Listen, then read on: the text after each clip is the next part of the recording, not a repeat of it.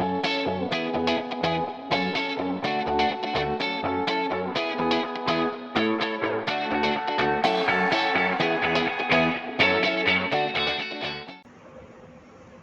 Sharma ji, film संगम channel पर आपका स्वागत है। आदि पुरुष रिलीज हो गई है। रामायण है या नहीं है, अलग अलग तर्क दिए जा रहे हैं और बहुत कुछ विवाद का कारण है। 2016 में आपने सीरियल किया था जिसका नाम था सिया राम, जिसमें आपने राम का किरदार निभाया था। तो मुझे लगता है कि इस विषय पर आपसे बात की जाए ज़्यादा अच्छा रहेगा। मेरा सबसे पहला सवाल है, जब आपने सिया राम किया था तब आपने राम को क्या समझा था? राम को समझने की कोशिश की थी, प्रयास किया था, और आई थिंक वही खूबसूरती थी उस पूरे शो की भी, उस यात्रा की, जर्नी की भी, कि हम सब ने ना उसमें अपनी सोच को राम पर नहीं थोपा था।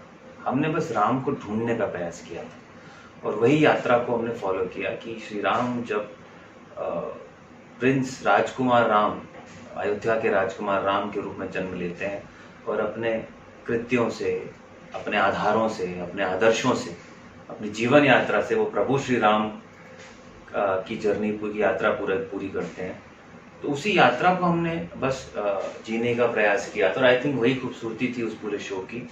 क्योंकि जब भी हम ये ना खूबसूरती हमारे सभी ग्रंथों की, आप गीता महाभारत से गीता उठाएं, महाभारत पढ़ें, रामायण पढ़ें या ऐसा कोई भी ग्रंथ हमारा पढ़ें, उनकी ना सबसे बड़ी खूबसूरती है कि जो इंसान उसको जैसा पढ़ता है ना, वो उससे उसका वैसा अर्थ निकाल सकता है। वो कभी अपना अर्थ आप पर नहीं थोपते, वो आपको विवश करते हैं सोचने पर कि अपना अर्थ ढूंढ के निकालिए इसमें से। तो वो आपको हमेशा स्वयं की यात्रा पर लेकर जाते हैं और उसी यात्रा पर मैं था उस पूरे शो में। क्योंकि ये मेरी अपब्रिंगिंग, ये मेरी अपनी वो थी, बचपन से जो हमें सिखा पढ़ा के बड़ा किया गया वो यही था कि जो मैं भी आपको बता रहा हूँ कि हमारा हर ग्रंथ हमें इस सोच पर विवश करता है कि आप अपने जीवन का अर्थ उसमें से ढूंढ कर निकालें। और मैं सिर्फ अपने जीवन का अर्थ ढूंढ रहा था जब मैं सिया का राम कर रहा था, और मुझे बहुत अच्छे अच्छे अर्थ मिले उससे। क्योंकि जब आप श्री राम की तरह सोचने का प्रयास भर करते हैं तो आप राम होने की ओर अग्रसर हो जाते हैं। तो राम तो कोई हो नहीं सकते, पर प्रयास केवल राम भर होने का ही अपने आप में राम होना है। और वही हमारा प्रयास था कि हम बस वो यात्रा भर को जी पाएं और लोगों तक पहुंचा पाएं, और उसका अर्थ फिर वो ढूंढें। आप प्लस श्री राम एक यात्रा थी, पर उस किरदार को पर्दे पर साकार करने के लिए आपने उसके लुक लेके आपने क्या तैयारियां की थी और किस ढंग से डाला था अपने आप को? सबसे पहली तैयारी, जब आप राम या इस तरह का कोई भी ऐतिहासिक और हमारे देवी देवताओं का स्क्रिप्चर्स में लिखा हुआ किरदार करते हैं ना, सबसे पहली तैयारी होनी चाहिए आपका विश्वास, सबसे पहली तैयारी होनी चाहिए आपकी श्रद्धा, सबसे पहली तैयारी होनी चाहिए आपका भाव, कि आप सच्चे मन से वो करना चाहते हैं। और जब आप सच्चे मन से कुछ भी करने के लिए उतरते हैं ना, तो फिर रास्ता स्वयं प्रभु दिखाते हैं आपको। तैयारी बस यही थी कि अपने आप से सच्चा रहूं, और उसमें फिर एक एक्टर के तौर पर तैयारी जो थी वो यही थी कि जैसा लिखा गया है ना स्क्रिप्चर्स में, वो हमें सब रिसर्च दी गई थी। बहुत सारे रिसर्चर्स थे, राइटर्स थे, प्रगाढ़ ज्ञान के सब भंडार थे, बोधि जी, आनंद नीलकंठन जी। तो ये सब रिसर्चर्स, उनकी बहुत बढ़िया रिसर्च थी। उसमें उद्धृत है कि श्री राम कैसे थे, कैसे दिखते थे, उनका शरीर का आकार क्या था, उनकी भुजाएं कैसी थी, चौड़े सीने थे, कमल नयन थे। तो ये सब लिखा हुआ था। और फिर वो सौम्य थे, सरल थे, सहज थे, काम कंपोज थे, हर चीज को सोचने के बाद, विचार करने के बाद रिएक्ट करते, तो रिएक्टिव कम थे। तो ये सारी चीजें ना लिखी हुई हैं, उसी के आधार पर हमने उसको बनाने का प्रयास किया था। नई जनरेशन तक जाना था, तो ऐसा हीरो जो उन्हें समझ में आता हो। श्री राम वो हीरो हैं, वो कालजयी हैं, वो तो आज भी प्रासंगिक हैं। तो उसको रेलेवेंट करने के लिए, अब ये हम सब जानते, धनुर्धर थे, गुरुकुल में ट्रेनिंग ली थी, अस्त्र और शस्त्र और शास्त्र तीनों में, सब में सारी विधाओं में पारंगत थे। तो अगर ऐसा इंसान जो इतनी ट्रेनिंग से गुजरा है, तो वो एक सर्टेन तरीके से होगा। तो अगर वो आर्चर है, धनुर्धर है, तो उनकी भुजाएं वैसी होंगी, शोल्डर्स वैसे होंगे, शरीर वैसा होगा। तो उस हिसाब से फिजिकल ट्रांसफॉर्मेशन करने की कोशिश की थी, जैसे धनुर्धर का हो सकता है कि उनके शोल्डर्स स्ट्रांग होते हैं, फोर आर्म स्ट्रांग होते हैं, तो वहाँ पे काम किया था। और जैसा डिपिक्टेड भी है, लिखा भी गया है। फिर उनके अंदरूनी उनके चरित्र में जो अंदरूनी खूबियाँ थी उस पर काम किया गया। उसके लिए क्योंकि मैं वैसा नहीं जैसा जिंदगी में, मैं बहुत रिएक्टिव हूँ, इम्पेशेंट, ये सारी चीज़ें उसके बाद में ये सारे बदलाव मेरे अंदर आए धीरे धीरे, क्योंकि वो करते करते आप बहुत कुछ छोड़ जाता है हर किरदार आपके अंदर। तो धीरे धीरे आपको समझ में आता है कि मैं बिना वजह इम्पेशेंट हूँ लाइफ में, तो कोई मतलब ही नहीं है। आप पेशेंटली चीज़ों का होना उनको वैसे ही है। आप अगर कोई चीज़ खराब हो गई तो आप कुछ नहीं कर सकते, उसको ठीक अपने आप ही होना है। So that is what I learned, और वही उसकी तैयारी भी थी और वही उसका अंत भी था। अब जब आदिपुरुष में आपने प्रभास को राम के किरदार में देखा तो पहला विचार आपके मन में क्या आया? मेरे मन में पहला विचार यह आया कि इनके पास रिसर्च नहीं थी शायद, और या तो ये एक बहुत ही जैसे बोलते हैं ना इग्नोरेंट एफर्ट, कि आपका इंटेंट नहीं है वहाँ करेक्ट, आपका भाव करेक्ट नहीं है, आप किस मकसद से वो कर रहे हैं ना वो आपका मकसद सही नहीं है। सो वो मुझे पर्दे पर देखकर पहली बार ऐसा लगा। दूसरा मुझे लगा कि बहुत एफर्ट टेक्नोलॉजी में दे दिया गया है और कहानी में और सब्जेक्ट मैटर में कोई एफर्ट नहीं मारा गया है। तीसरी चीज़ मुझे लगी कि व्हाट्सएप से पढ़कर रामायण बना दी गई है, और अगर रामायण पढ़ लेते हैं हम, इतने सारे वर्जन हैं जो कि हमें दिए गए, इतने सारे रीजन की फलाने वर्जन हैं, बिल्कुल हैं, बहुत वर्जन है, लंकन वर्जन भी है, इंडोनेशियन वर्जन भी है, बहुत सारे थाई वर्जन है। आप वो भी पढ़ लेंगे तो भी ऐसा डिपिक्शन नहीं है। तो आपने कौन से वर्जन पढ़े हैं? तो फिर ये व्हाट्सएप वाले वर्जन है जो मुझे लगता है कि देख लिए गए, पढ़ लिए गए हैं, और एक ना पर्टिकुलर सेंटिमेंट को केटर करने के लिए सोचकर बनाई गई फिल्म नजर आती है कि हम उस पॉपुलर एक सेंटिमेंट को कैप्चर कर लेंगे, बट अगर आप ऑथेंटिकली बना लेंगे ना कुछ भी तो ऑटोमेटिकली केटर कर लेगी। वो तो ऑडियंस तो वही चाह रही है ना। आप सोचेंगे कि हम उनको मूर्ख बना लेंगे और हम उससे कुछ पॉपुलराइज होकर कुछ कर लेंगे, सो वो इंटेंट गलत है, वो मुझे लगा। आपने जब इस किरदार को निभाया हुआ श्री राम जी के किरदार को, और आपने जब पर्दे पे एक राम दूसरा देखा, आपको कहाँ लगा कि वो उसकी चाल ढाल गलत है या उसकी पहनावा गलत है, और कहाँ क्यों हुई? सिर्फ व्हाट्सएप की थी या जानबूझ के की गलतियां नजर आएंगी? अब इसमें दो सवाल हैं। पहला प्रश्न, दूसरे प्रश्न का उत्तर पहले देता हूँ, वहां से शुरू करता हूँ कि कोई भी, मुझे ऐसा लगता है कि कोई भी फिल्मकार एक खराब फिल्म बनाने तो नहीं निकलता, और वो भी इतनी बड़ी फिल्म। वो तो ये चाहेगा कि भाई अच्छी फिल्म बने, अच्छे से थिएटर में आए और लोग बढ़िया से देखें, तारीफ करें और पैसा भी बने। करेक्ट। तो कोई भी फिल्मकार कमर्शियल एस्पेक्ट से भी और क्रिटिकल एक्लेम के एस्पेक्ट से भी एक अच्छी ही फिल्म बनाना चाहता है। मुझे ऐसा लगा कि ये प्रॉब्लम है मेरी दृष्टि में। हमारे पास में इस समय भारत में एक पूरी ब्रीड ऑफ फिल्म मेकर्स है जो इंडियन रूट से भिन्न है, और उसका रीजन ये है कि हमारी एक पूरी पीढ़ी है जो भिन्न है। क्योंकि हम बहुत वेस्टर्नाइज्ड हो गए, हम सोचने वेस्टर्नाइज लग गए। अगर हम वेस्टर्न पॉइंट ऑफ व्यू से अपने इतिहास को देखेंगे तो फिर ऐसे ही देखेंगे। बिल्कुल सही बात। हमको अपने दृष्टि से, अपने दृष्टिकोण से अपने इतिहास को देखना होगा और दिखाना होगा। जब तक हम वो नहीं करेंगे तो हम इसी तरह से डिपिक्शंस बनाएंगे। मैं तो बहुत खुश था इनफैक्ट कि फाइनली हमारे फिल्मकार हमारी अपनी कहानियों को लेकर जाग रहे हैं। फाइनली हमारी अपनी कहानियां पर्दे पर आ रही हैं, उनके लिए बजट्स निकल रहे हैं। ये मैं तो खुश हूं बहुत कि एक पूरा ऐसा एरा आया है जहां पर हम हमारे ऐतिहासिक, हमारे पौराणिक, हमारे ग्रंथों पे फिल्में बना रहे हैं, प्लान हो रही है, बड़े स्टार्स हाँ बोल रहे हैं, इतने बड़े बजट्स उनको बन रहे हैं। इट्स अ गुड टाइम, पर it's a bad time because हमारे पास में वो दिमाग और वो सोच नहीं है। वो प्रॉब्लम है। और जो आप बोल रहे हैं कि चाल ढाल की बात उसमें कहा, मुझे लगा वो कंप्लीटली रॉन्ग है। हम अगर युद्धकांड भी लेंगे तो मतलब उल्लेख है कि श्री राम गुस्सा पहली बार कब करते हैं, जब समुद्र उनको रास्ता देने से मना कर देता है। बस वो लिखा है, उसमें चौपाई है, पढ़ लीजिए। वो पूरे ही फिल्म में अगर गुस्से में है तो फिर श्री राम कहाँ है?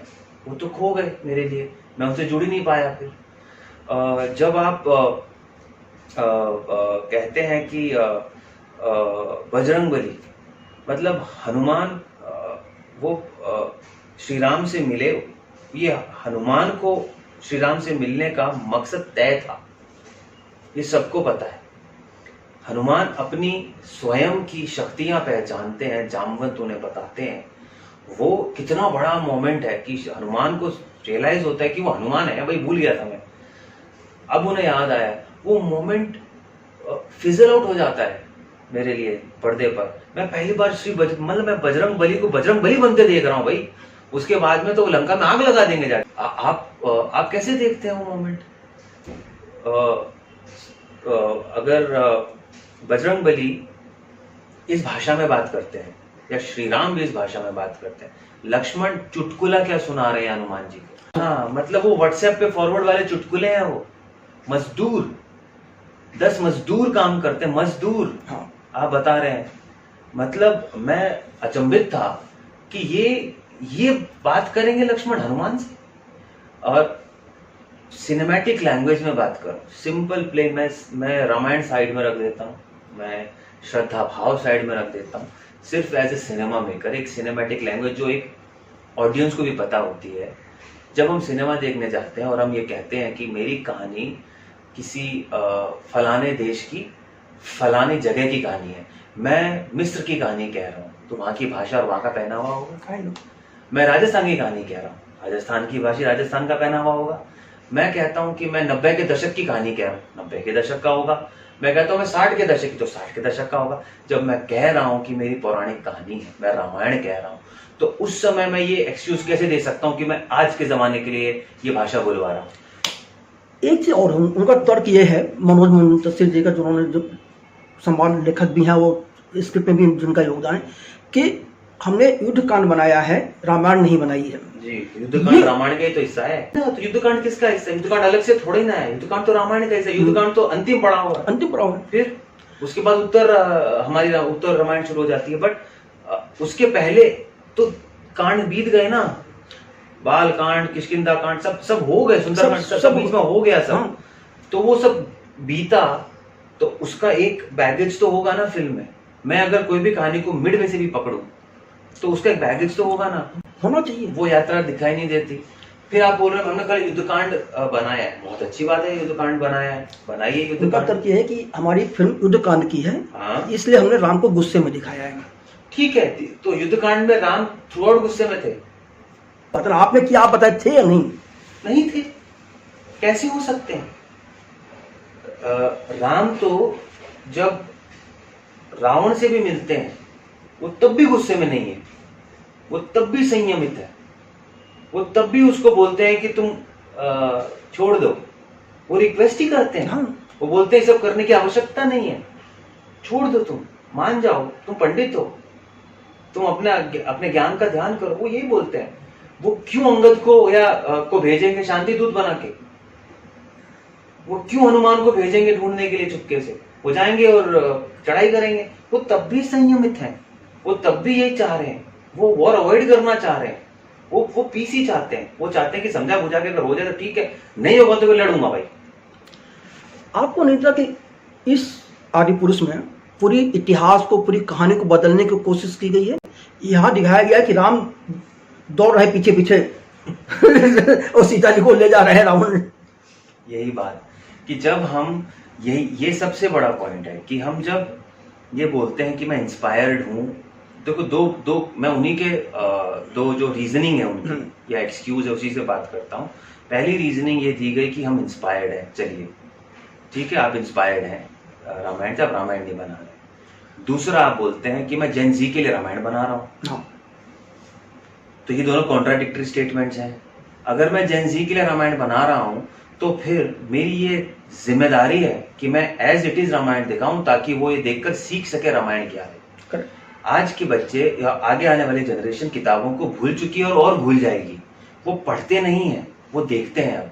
तो अगर मीडियम बदल रही है, जनरेशन बदल रही है, तो उन तक हमारी स्क्रिप्चर्स को ले जाने का तरीका भी बदला है। और बदलना होगा, बदलना चाहिए। और उसके लिए मीडियम सबसे स्ट्रॉन्ग मीडियम है। आज सिनेमा, ओटीटी या कंटेंट मेकिंग सबसे बड़ा बिजनेस और सबसे बड़ा मीडियम है हमारे स्क्रिप्चर्स को, ग्रंथों को नई जनरेशन तक ले जाने का। तो जिम्मेदारी से आप लेकर जाइए। क्यों? क्योंकि 50 साल बाद जब एक बच्चा इस फिल्म को देखेगा तो वो यही समझेगा कि यही रामायण है, ऐसे ही घटा था। उसके पास रेफरेंस नहीं होगा, रेफरेंस यही है। तो फिर आप जिम्मेदारी से कहिए। जैसे उनका एक और तरह के हमने युवा पीढ़ी के लिए बनाया है जिसको पता ही नहीं रामायण के। आपको लगता है कि ऐसा है? बिल्कुल नहीं है। हमने सिया के राम बनाया, बच्चे आज तक देख रहे हैं, हम अलग अलग प्रांतों में देख रहे हैं। सिया के राम इस समय रीरन होता है सीरिया में, ओमान में, टर्की में, इजिप्ट में, जो कि इस्लामिक प्रधान प्रदेश है, देश है। वहां पर सिया के राम देखा जाता है और पॉपुलर है। आप सोचिए कि कितनी बड़ी जिम्मेदारी का काम हो गया अनजाने में, कि आप अपने स्क्रिप्चर्स को कहां लेकर जा रहे हैं, and they are enjoying it. मैं बोल रहा हूँ इसमें तो धर्म भी नहीं आ रहा है कहीं, ये तो धर्म के परे हो गया सब, धर्म के ऊपर उठ के हम बात कर रहे हैं। और यही तो हमारे स्क्रिप्चर्स की खूबी है, वो जीवन जीने का आदर्श है। राम राज्य क्या है? राम राज्य में धर्म तो है ही नहीं, राम राज्य है वो, कि आपको अगर देश चलाना है तो कैसे चलाना है, उसके कुछ आदर्श है, उसके कुछ वैल्यूज हैं, कुछ मॉरल्स हैं, उसकी बात हो रही है वहां पर। और कोई बात नहीं हो रही है कौन क्या है क्या नहीं है, कुछ नहीं हो रहा है। ना जातवाद है, ना पंथवाद है, ना धर्मवाद है, कुछ नहीं है। इट इज जस्ट सिंपल कि आप अगर उसको फॉलो करेंगे तो आप एक बेहतर देश बनाएंगे और आप एक बेहतर जीवन जिएंगे, इसी की बात है। तो अगर, और ये तो प्रूफ मैं बता रहा हूँ ना आपको, कि वहां पे तो देख रहे हैं लोग, देख रहे हैं, एंजॉय कर रहे हैं, आज भी कर रहे हैं। तो जेन जी के लिए बनाने वाली कौन सी बात हो गई? लॉकडाउन में रावण जी वाली फिर से आई थी, जेन जी नहीं देखी ना, उनको समझ में नहीं आई वो भाषा, आई ना, वो हिंदी में बात कर रहे थे, संस्कृत में बात कर रहे थे, आ रही है समझ में। आज भी हॉटस्टार पे चल रही है मेरे तो सिया के राम, लोग देखते हैं, भर गया मेरा टाइम लाइन कि हम वापस जाकर देख रहे हैं, वही लैंग्वेज, वही संवाद, टीनेजर्स बच्चे देखते हैं। तो ये हमारी जिम्मेदारी है ना। देखिए, अगर मैं फिल्मकार हूँ, मैं कलाकार हूँ, मैं ये बोलूँ कि आज के बच्चे को हिंदी समझ में नहीं आती, तो फिर ये मेरी जिम्मेदारी है कि मैं उसे सिखाऊं। सिखाऊंगा कैसे? जब मैं उसके सामने करके दिखाऊंगा, मैं करके दिखाऊंगा तो I will lead by example, कि मैं वो बात बोलूंगा, वो बच्चा को समझ में नहीं आएगा लेकिन उसे कान में तो पड़ेगी ना बात, तो वो शायद ढूंढने की कोशिश करेगा। तो हम बाय एग्जाम्पल ही उनके सामने ले जा सकते हैं चीजों को, कि हाँ देखिए, ये तुम्हारी भाषा है, ये तुम्हारी संस्कृति है, ये हमारे लोग हैं, ये हमारी कहानियां हैं, यही है जो चीजें, ये वैल्यूज जो हम इतने वर्षों से, जहाँ पर मतलब वेस्टर्न लोग हमें बता कर जाते हैं कि हमारी संस्कृति कितनी महान है, हम ही नहीं मानते। मनोज मुंशी का बहुत बड़ा तर्क आया है कि हनुमान भक्त थे, हमने उनको देवता बना दिया। आपने रामायण की है, रामायण भी बनाए, हनुमान जी के साथ भी आपका संपर्क रहा है उस सीरियल में। आपका अनुसार ये तर्क कितना बचकाना है या कितना सही है? देखिए, हनुमान जी के साथ तो मैं व्यक्तिगत तौर पे संपर्क है मेरा, मैं बहुत बड़ा हनुमान भक्त हूँ और बचपन से उनकी पूजा अर्चना करते आए हैं, बहुत मानते हैं। चलिए, वो तो खैर पर्सनल व्यक्तिगत तौर पर आहत होने वाली बात है, बट मुझे केवल हंसी आती है कि ये कितना इग्नोरेंट स्टेटमेंट है, और इसमें से ना केवल एरोगेंस की खुशबू आती है, महक आती है, दुर्गंध आती है, कि आप मान भी नहीं रहे हैं कि ये गलती की। अगर रामायण का इतना सा सत्व अगर अंदर हो हमारे, तो सबसे पहली चीज हमें समझ में आए कि वो है क्षमा। कि अगर हमसे त्रुटि हुई तो हम क्षमा मांग लें, और भगवान इतने दयालु है ना, वो क्षमा कर देते हैं। हमारी संस्कृति में क्षमा का बहुत बड़ा स्थान है। तो अगर मुझसे त्रुटि हुई और हम सब इसी संस्कृति, इसी समाज में रहते हैं जहाँ पर हमारे वैल्यूज आज भी हैं, तो हमारी जनता ना उन्हीं वैल्यूज में बिलीव करती। अगर मैंने ये फिल्म बनाई होती, मुझसे ऐसी गलती हो गई होती, तो मैं हाथ जोड़ कर ना क्षमा मांग लेता और मैं बोलता, मुझसे त्रुटि हो गई, मुझे क्षमा कर दीजिए, मैं कोशिश करूंगा सुधारने की और एक बार फिर से बनाने की कुछ बहुत अच्छा, जिसमें मैं ये त्रुटियां ना करूं। मुझे 100% विश्वास है मेरी जनता मुझे माफ कर देती। क्यों? क्योंकि वो जानते हैं इस बात को, क्योंकि ये हमारे वैल्यूज है, क्योंकि मेरा भगवान मुझे माफ कर देता है। मुझसे गलती हो जाती है, हमसे गलती हो जाती है, त्रुटि हो जाती है, हम पहले जाते हैं भगवान के सामने, क्षमा मांगते हैं कि क्षमा। सिंपल सी चीज है, व्रत टूट गया हमारा अगर, तो हम जाकर क्षमा मांगते हैं, बोलते हैं प्रभु गलती हो गई, माफ कर दीजिए, अगली बार पूरा कर लूंगा। प्रभु बोलते हैं कोई बात नहीं बेटा, गलती से हुआ ना, माफ कर दिया, तो माफी मांग लीजिए ना। हम ये चीज बोले कि हनुमान जी तो भक्त थे, हनुमान जी देवता नहीं थे, मैं हमने तो उन्हें अब वो बन गए। तो राम भी भगवान नहीं थे, राम तो राजकुमार थे, वो तो भगवान बने बाद में। तो यही तो यात्रा है भाई, कि श्री राम की प्रभु राम बनने की यात्रा ही तो रामायण है, और क्या है। उसमें उन्हें हनुमान मिलते हैं, हनुमान की भी यात्रा है वो, पर है तो भगवान ही ना। तो मैं बोलूं बंदर है, ये की बात हुई। लेकिन आपने बहुत अच्छा सवाल किया। एक चीज और है, क्या आपको लगता है कि हनुमान जी बंदर थे या वानर थे? वानर और बंदर में अंतर है। अब देखिए, बहुत जगह हम उन्हें कपि बोलते हैं। अब कपि का अर्थ जो चाहे जैसे लगा ले। अब मैं यही बात कर रहा हूँ कि हमारे जो स्क्रिप्चर्स है ना, उसमें अब क्या हो गया, ट्रांसलेशन होते होते संस्कृत ने बोला कपि है, कपिराज, अब हमने बोल दिया कपि। अब धीरे धीरे धीरे रिफाइन होते होते होते वो वानर, कभी बंदर, फिर चिंपांजी, फिर ये, अब उस तो प्रगाढ़ फैमिली, उसमें से वो कौन थे, फिर वो गड़बड़ हो गया, सब गड़बड़ झाला हो गया सब कुछ। सो ट्रांसलेशन होते होते चीजों का, हम फिल्टर होते होते चीजों का, हम एक ऐसे मकाम पर आ गए जहां पर हमें कुछ समझ में नहीं आता है कि ना कौन क्या था। मेरी दृष्टि में कोई फर्क नहीं पड़ता कि हम उन्हें किस कैटेगरी में रखें, अनटिल एंड अनलेस उनकी जो महिमा है, उनकी जो एक श्रद्धा भाव है, उसे हम मेंटेन करें, भले ही हम उन्हें किसी भी कैटेगरी में दिखाएं। मेरे लिए तो, मुझे तो लंगूर में भी वो नजर आते हैं, मुझे तो लाल मुंह के बंदर में भी वो नजर आते हैं, चिंपांजी में भी नजर आते हैं। वो मेरा भाव है, वो मेरी श्रद्धा है। मैं अगर जिस श्रद्धा से जहां जिनमें देखूंगा मुझे वो नजर आ जाएंगे। पर अगर मैं बना रहा हूं तो मैं अगर इनमें से किसी को भी दिखाऊं, पर मेरा भाव उसमें नजर आना चाहिए। पर वो भाव मिसिंग है यहाँ पर। आप कुछ भी दिखा देते। मैं आपको फिल्म के संवादों की तरफ एक बार और ले जाना चाहूंगा।